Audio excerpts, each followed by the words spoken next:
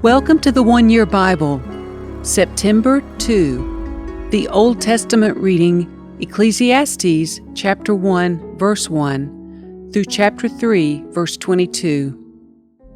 These are the words of the teacher, King David's son, who ruled in Jerusalem. Everything is meaningless, says the teacher, completely meaningless.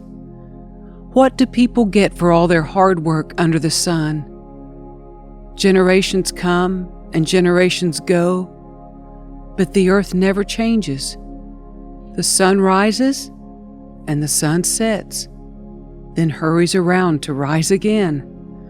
The wind blows south and then turns north.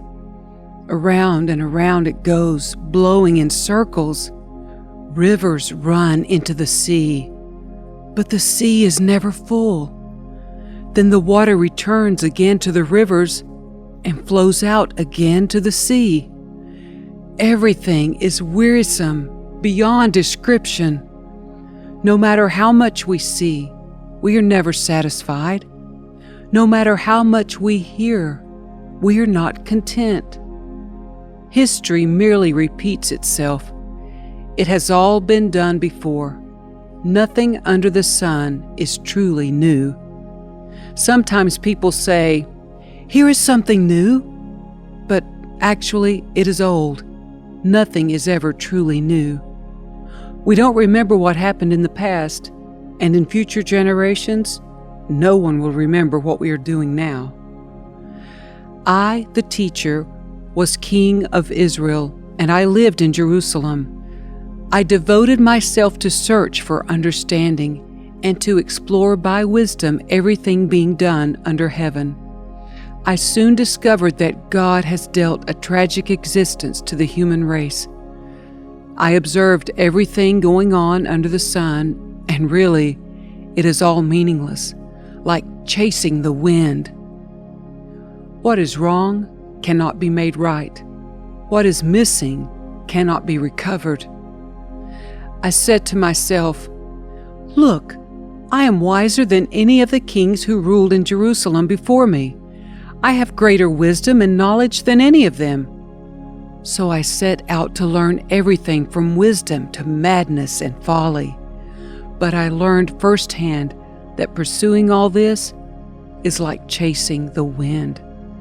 The greater my wisdom, the greater my grief. To increase knowledge only increases sorrow. I said to myself, "Come on, let's try pleasure.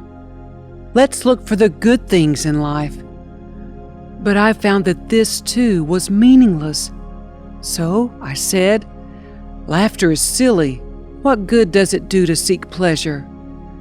After much thought, I decided to cheer myself with wine, and while still seeking wisdom, I clutched at foolishness. In this way, I tried to experience the only happiness most people find during their brief life in this world. I also tried to find meaning by building huge homes for myself and by planting beautiful vineyards. I made gardens and parks, filling them with all kinds of fruit trees. I built reservoirs to collect the water to irrigate my many flourishing groves. I bought slaves, both men and women, and others were born into my household. I also owned large herds and flocks, more than any of the kings who had lived in Jerusalem before me. I collected great sums of silver and gold, the treasure of many kings and provinces.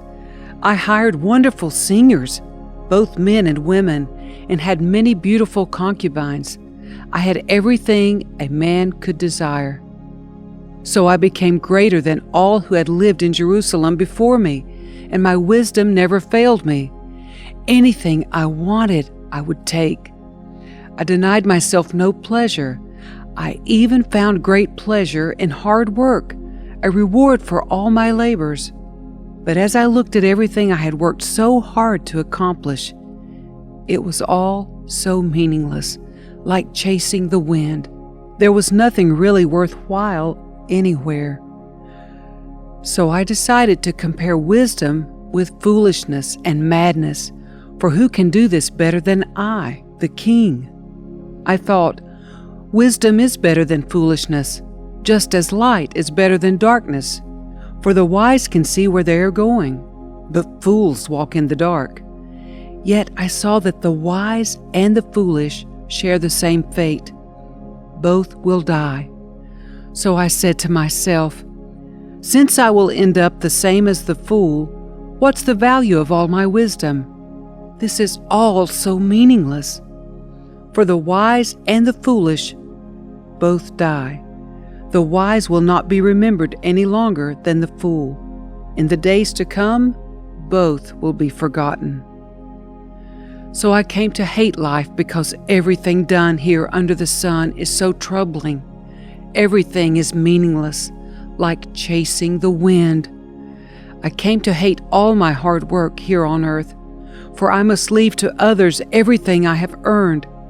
And who can tell whether my successors will be wise or foolish? Yet they will control everything I have gained by my skill and hard work under the sun. How meaningless! So I gave up in despair, questioning the value of all my hard work in this world. Some people work wisely with knowledge and skill, then must leave the fruit of their efforts to someone who hasn't worked for it. This too is meaningless, a great tragedy. So what do people get in this life for all their hard work and anxiety? Their days of labor are filled with pain and grief. Even at night their minds cannot rest. It is all meaningless. So I decided there is nothing better than to enjoy food and drink and to find satisfaction in work. Then I realized that these pleasures are from the hand of God. For who can eat or enjoy anything apart from Him?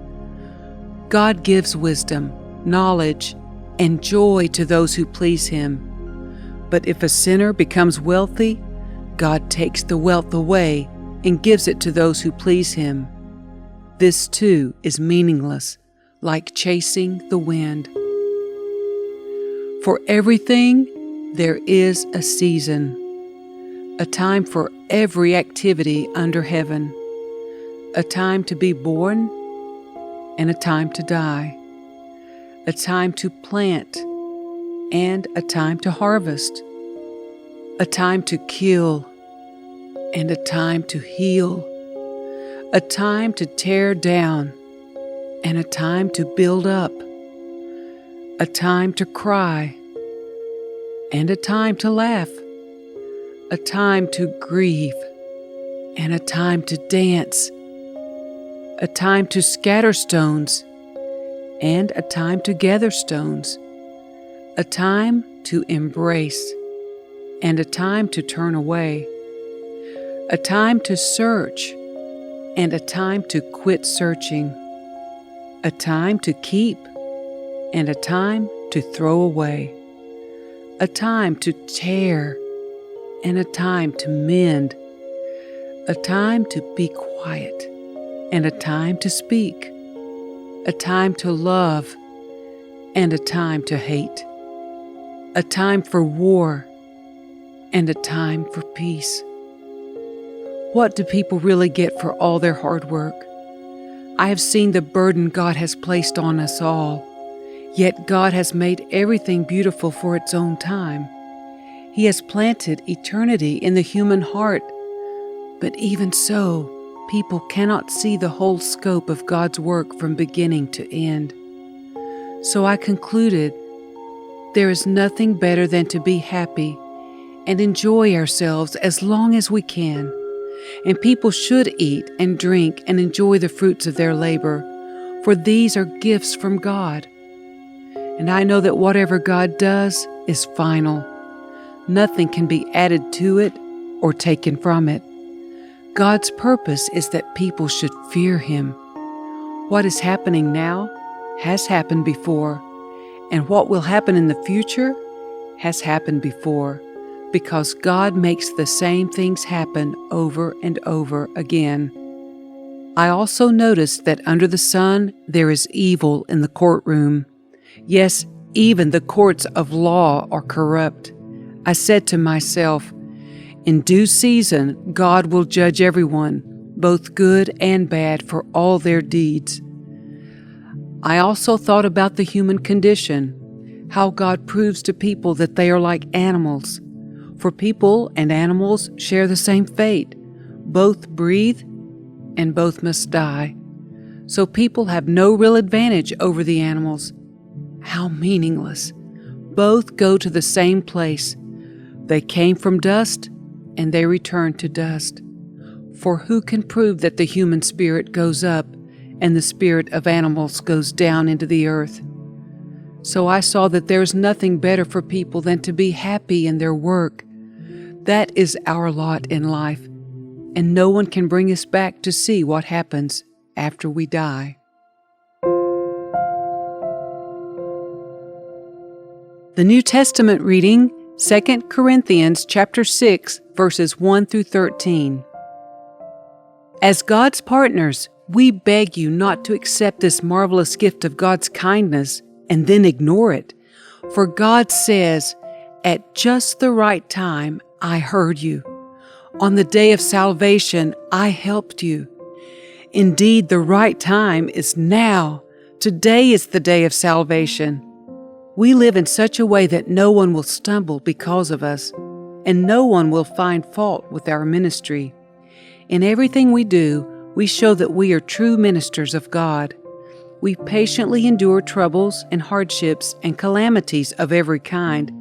We have been beaten, been put in prison, faced angry mobs, worked to exhaustion, endured sleepless nights, and gone without food. We prove ourselves by our purity, our understanding, our patience, our kindness, by the Holy Spirit within us, and by our sincere love. We faithfully preach the truth. God's power is working in us. We use the weapons of righteousness in the right hand for attack, and the left hand for defense. We serve God whether people honor us or despise us, whether they slander us or praise us. We are honest, but they call us impostors. We are ignored, even though we are well known. We live close to death, but we are still alive. We have been beaten, but we have not been killed. Our hearts ache, but we always have joy. We are poor, but we give spiritual riches to others. We own nothing, and yet we have everything. Oh, dear Corinthian friends, we have spoken honestly with you, and our hearts are open to you. There is no lack of love on our part, but you have withheld your love from us. I am asking you to respond as if you were my own children. Open your hearts to us.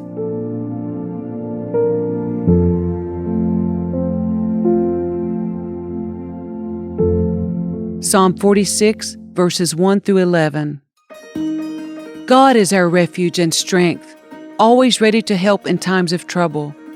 So we will not fear when earthquakes come and the mountains crumble into the sea. Let the oceans roar and foam. Let the mountains tremble as the waters surge. A river brings joy to the city of our God, the sacred home of the Most High. God dwells in that city. It cannot be destroyed. From the very break of day, God will protect it. The nations are in chaos, and their kingdoms crumble. God's voice thunders, and the earth melts. The Lord of heaven's armies is here among us. The God of Israel is our fortress. Come, see the glorious works of the Lord. See how he brings destruction upon the world.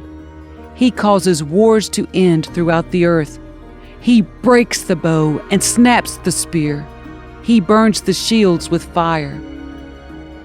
Be still and know that I am God. I will be honored by every nation. I will be honored throughout the world. The Lord of heaven's armies is here among us. The God of Israel is our fortress.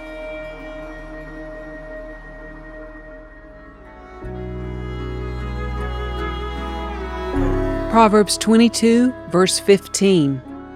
A youngster's heart is filled with foolishness, but physical discipline will drive it far away.